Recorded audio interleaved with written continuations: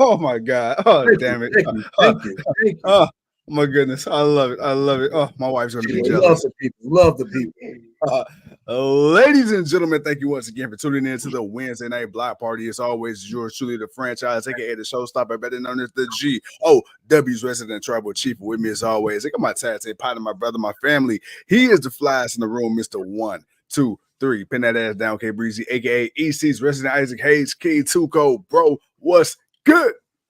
Man, what's good, man? It's the Wednesday night. Hey, you said it's right there on the bottom of the screen, baby. It's the Wednesday night block party, baby. Y'all know what it is, man. We talking that talk after the aftermath of Wrestle Dream that we had, and basically Moxley, man. Hey, I ain't gonna lie, man. I'm loving these little promos that they cut. These little messages that he's been dropping, riding off in the back of the van. You know, what I'm saying, the back of the truck while after whooping everybody ass and then riding off, bro. Whatever's coming, whatever's finna come, they can't get in touch with Darby Allin. They don't know where Darby Allin at. What's up, Bubba? They don't know where Darby Allin's at. Orange Cassidy just got his ass whooped tonight. Top Flight got their ass whooped tonight. Dark Order got their ass whooped tonight. Then they was fighting again in the back. The EVPs, they're standing around watching shit. Bro, it's chaos. It's chaos, but it's a good chaos. They're going somewhere with it. You say, well, AEW don't give. Well, we're getting something. We finally got over the Willa Yuta. Yuta then got over the Daniel Bryan. He betrayal. He beat the betrayal to him. Now he's focused on with the BCC and what they're doing. Now the trios champions are now a whole. So you got that going. And Moxley, he's now the AEW World Champion. They're all holding gold. Like damn, they're all holding gold. So the BCC is back on top. They're dominating AEW. They're making the show their show, and they reckon shop on everybody. And what's the end game? What's still this mysterious message that we're getting from Moxley and where it's going? And like I said, and we're missing Darby Allin. Orange Cassidy getting his ass whooped. What's going on? Who's gonna step up? Daniel Garcia look like he's gonna step up. Private Party look like they may break up, and not Isaiah, the other one. It look like he may be turning on somebody. So I don't know. I'm kind of curious to see what's going on. Bubba says the show is a 4.2 for him right now. Bubba, I'm not gonna lie, man. The show's I'm more like at a 3-2 right now tonight. The show is pretty good right now. We got Jay White going up against Christian Cage for the main event. We got the Patriarch out here doing what he do. We got the Switchblade doing what he do. So hey, man, what's your thoughts, bro? Well, first of all, man, what's that movie? Freaky Friday with Jamie Lee Curtis and Lindsay Lohan where they swap bodies. I believe that's it. You know what I'm saying? I hope I'm not getting my Caucasian sisters mixed up. You got it right. All right, bet. You know, normally, you know what I'm saying, I'm the energetic one, you know what I'm saying? You know, hey, it's like Mace and Cameron. You know, it's like that video, man, where Mace got to let motherfuckers know, man, hey, I'm not what I look like. You don't want to do that. You know, and it's not, you know what I'm saying? You come in, you come in, first of all, coming in looking all HD and shit with your little headphones and your little matching hat and your shirt. You probably got great socks on too. You look good. Black. I got on the black. I got on the black. Well, guess what? Black and white make gray. So it's all the same. It's all the same. But no, hey, so seriously. I had to get my jokes in. But no, dude, I'm liking it. But like you said, I would say this. I've quickly gone from what the fuck is Mox talking about to this gimmick is cringe to okay. I'd have seen him choke a couple motherfuckers out a few times. I seen really you to kind of really show his true colors. But dude, every single week, I love what Mox is doing. Right, and I'm curious on who he's working for. He's like anybody that's part of AEW, you're now on notice. You're under attack. But I still gotta say, Marina Shafir has been my standout person every single time. Like, okay, disregard the fact that she's a woman in a group full of men. It's like, bro, she's legitimate in every single aspect of it. Like, bro, she going in there, Mox, he choking people out, Claudio, Willa Yuta, but Marina, if you pay attention, bro, to the way they shooting her on the camera, bro, like she really is out here like wrecking shit. And she ain't, and it don't look like she's pulling anything. It really look like, bro, like them kicks, them punches. I'm like, oh, bro, she really. Man, she's throwing that shit. And shout out to the guys, man. Shout out to the guys. No egos. Like they out there taking it. She is looking like a fucking badass, bro. Like that's been the one thing that's really stood out to me. And like you say, man, the end goal. What is the end goal? Okay, Mox has the belt. Mox got gold. I would hope maybe somewhere down the line, maybe the BCC holds gold again. The tag scene. Maybe Marina gets some type of gold. Maybe we could start small. But for right now, I'm liking it. But again, who is this higher authority that Mox speak of? Who is this other entity, that's taking over AEW? Is Mox that entity, or is he working underneath somebody? And that's the thing that kind of got me really curious because I can't see Mox working for nobody. And that's the thing. It's like who is really like, I don't know, or maybe it's just more of. And listening to what he said tonight, about everyone celebrating and partying like everything is won when nothing is won. We're still in the middle of a battle. It's like, is it just more of what he's seeing from the talent at AEW, that push, that drive, that desire? Because we're starting to see Top Flight now be involved. We're starting to see some of these guys and teams that we say, hey, we want to see some of these people involved. And now we're starting to see them be involved. So is it about the youth wanting to come in and actually make a name for themselves? Well, if you want to make a name for yourself, well, you better come in here and make a name, because if not, I'm gonna make you my bitch. I'm gonna treat you. I'm gonna treat you as accordingly how I feel about you and what I look at you, and I'm not gonna respect you. I'm gonna disrespect you, and that's how they're coming off. So I'm with it. Bubba says I think Swerve is gonna turn on Nana. I hope not. I hope not. We don't want to see that, but it's wrestling. Anything can happen. Hey, 50 big boy in the building. He says Marina is giving me some China vibes in a way. It is, but it's more focused violence, because China was just clotheslining and kind of punching. Marina's really out here. Hey, she's got a different background of fighting with her, and she's a little bit more agile than China, but it's definitely that boss bitch vibes, and she's definitely giving it out to everybody. And by the way, what's good with everybody, as Big Boy says. But, yes, sir. Yeah, man. I just there's really something going on. The focus seems to be Darby Allin and Orange Cassidy. Mm-hmm. So if building these guys up to that next level is where they're going, I'm for it. I'm for it. And if Moxley wants to be that guy to put them over, because out of everybody who even though Moxley's been there all 5 years, but he didn't get there till maybe like 6 months after they started. For him to be so committed to this, I think needs to be talked about more. And it's just the fact, regardless if you think everything has been great or not. I mean, the barrel roll will always be, that'll always be something people will talk about. But when you look at the commitment to the company that this man has shown, I think that needs to be really spoken on, because it's like, dude, at any point you can go.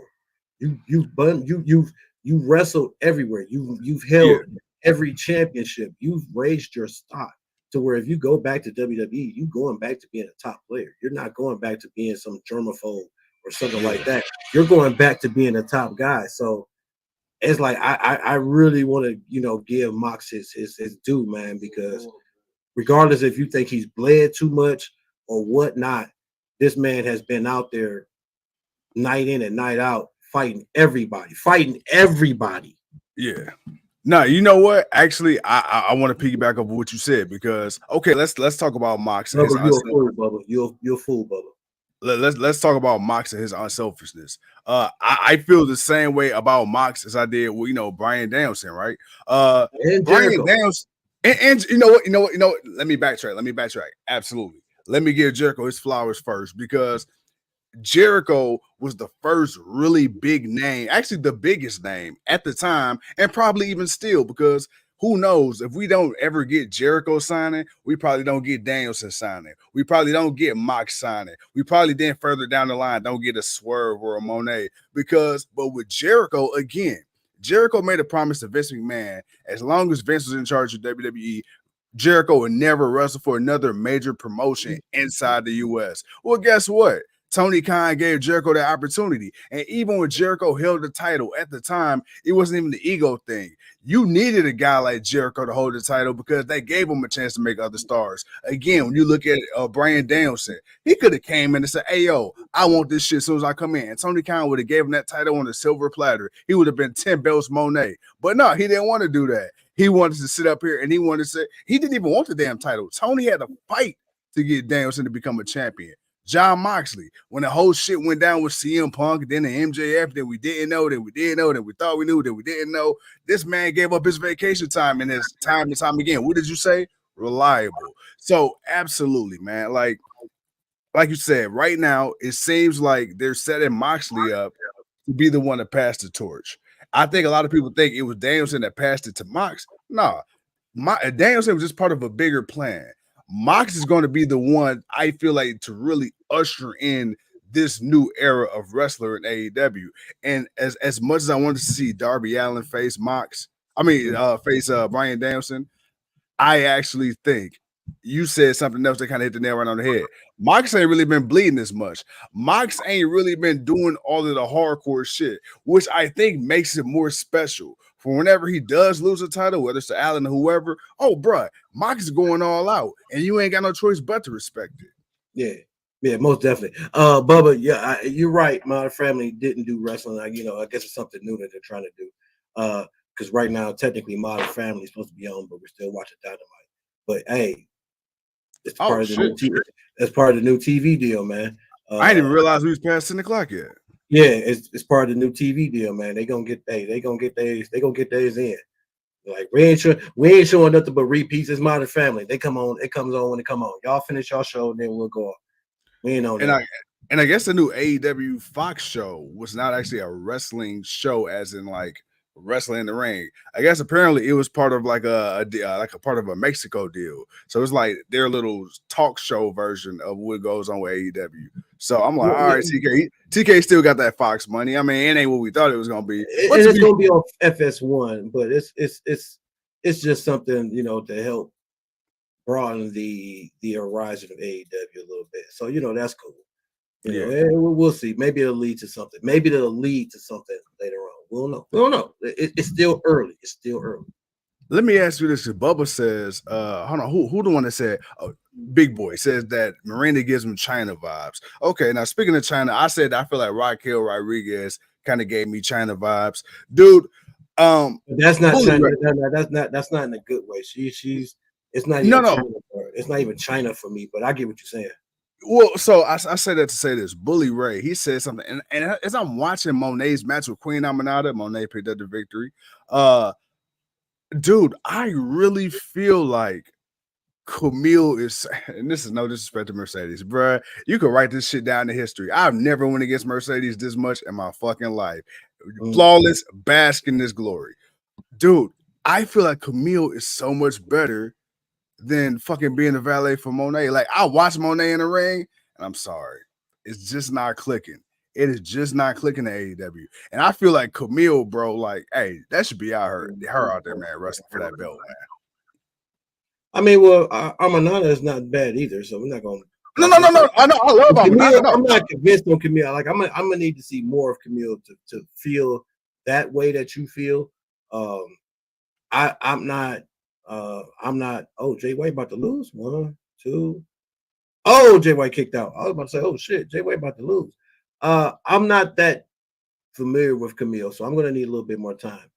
Mercedes, I don't know if it's just the character or the style or the people. I'm not sure what it is. I know better. I'm just not seeing it, and I'm not sure 100% what it is. But I need her to figure it out. But what I need TK to do is take one of those belts off of her, and I need her to go and do your New Japan thing and then come back. And I think that's what I think right now we need to see you, but then miss you for a little bit, go finish off, and then come back. And once we got more of the women's division established about the who's going to be around, who's there, who's not doing other obligations. Right, Yeah. right. Okay. Well, speaking of the women's division, okay, you already said Aminata. I want to kind of get your thoughts on Aminata, but then before we came on here, we talked about the promo that AEW Women's Champion Mariah May made, and then her interaction, bro. So right now, how are you feeling overall about the state of the women's division currently as it stands? I mean, I like it. I mean, it like I say, a lot of people are back. Willow got high praise for her match, which she should have, Yeah. because of she showed out. Willow's been showing out all year. Toni Storm has become PWI's Woman of the Year, Women Wrestler of the Year, which she deserved Much because deserved. her timeless was timeless. I mean, that character definitely dominated the women's division. And if it wasn't her, it was Rhea Ripley. I don't, for the time until she lost the title. Hand to hand. You were right. So it's like you could have went with either one, but I think because Toni Storm kind of lasted a little bit longer, and that match she had with Mariah May was really good. Damn, Hangman just screwed Jay White. Oh, damn. 1, 2, 3. Damn. He just came in a buckshot the hell out of Jay White. Wow. It's not over. Okay. I want to see more of Hangman versus Jay White. I want to see more of that. Oh yeah. But right now, man, the women's division, I'm liking the women's division. We got enough. We know we still got Statliner. We know we still got Jamie Hayter. We know we still got Deonna Purrazzo. We know we still got Thunder Rosa. We know we still got Britt. We got Willow.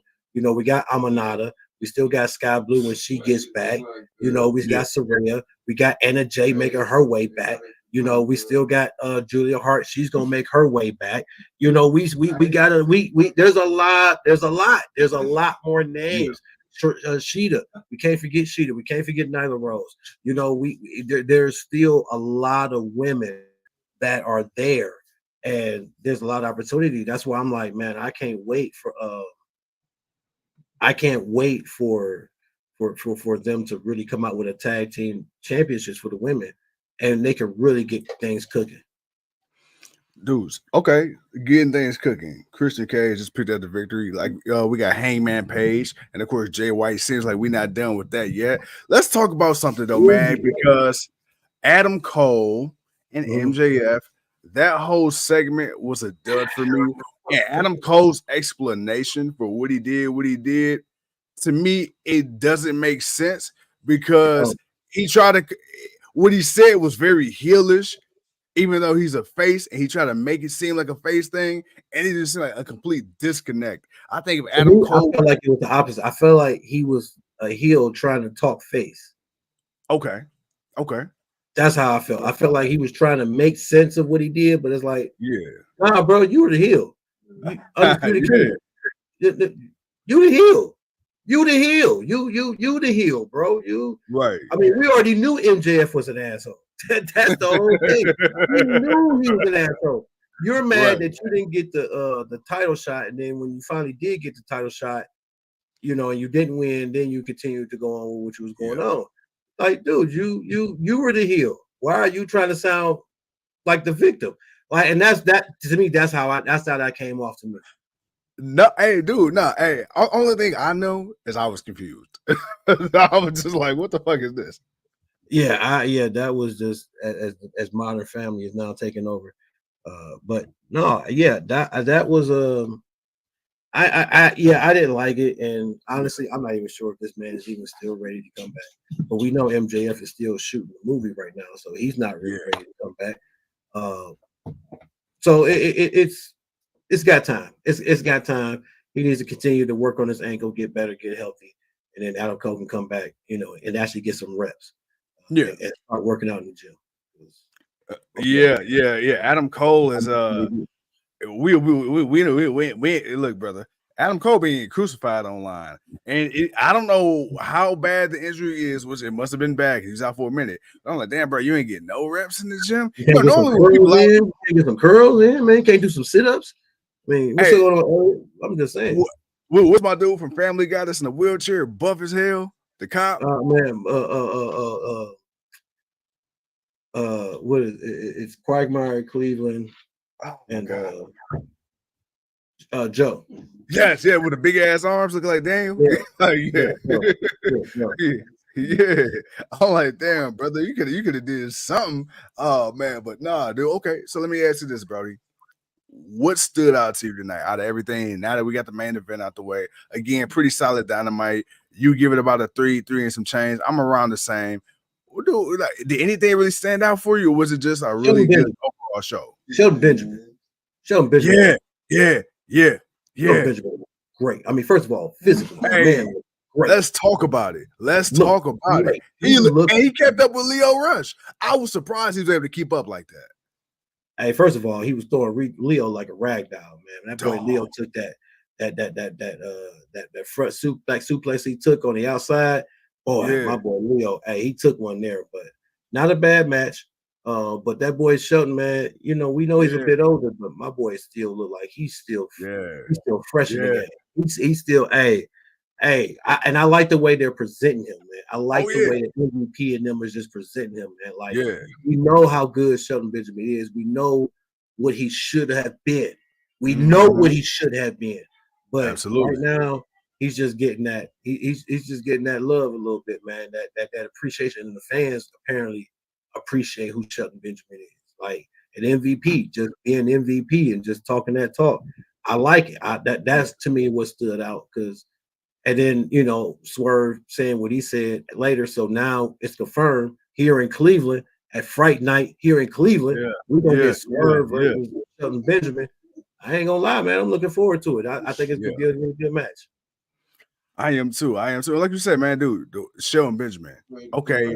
From what you saw tonight, I don't want to put the cart before the horse. I ain't even talk about world titles. Do he get at least one title? Oh, one or two. He can get the TNT or the international. Most definitely. Okay. That's all I was wondering. I'm like, okay, I don't want to get too ahead of myself, but I was really impressed with what I saw tonight. I'm still waiting to see what they do with Lashley, but you know what? We're not gonna rush it. I'm gonna let this simmer. I'm gonna enjoy Shelton Benjamin. I'm gonna see what MVP and the Hurt Business and Swerve and Nana are gonna do. Cause I ain't gonna lie, man. I don't want to see Swerve drop Nana. Like, I feel like Nana has added so much to Swerve's presentation. I don't want them to touch that. If it ain't broke, don't fix it. No, I don't either. But we gotta see where it goes. We know Bobby's there, but we just don't know when he's coming out. Bubba says the show was great for him. Big Boy gave it a 3.5. I agree with Big Boy. I feel like the show was a 3.5. Not a bad show. Bubba said it was a 4.7 for him. But I think today, like I said, tonight's show was a really good, decent show. Wasn't nothing too crazy. Did some good wrestling. The main event was cool. That furthered the storyline of Hangman Page and Jay White, so we know more is coming from that. We know Christian Cage. We haven't seen him wrestle too much, but he's still out here. He still got it, and he still got that contract. So obviously, at some point, he's cashing that in. But yeah, right now, man, I'm good with the show, man. It was a good show. No, dude, I thoroughly enjoyed it. Christian Cage still out here being the daddy of AEW.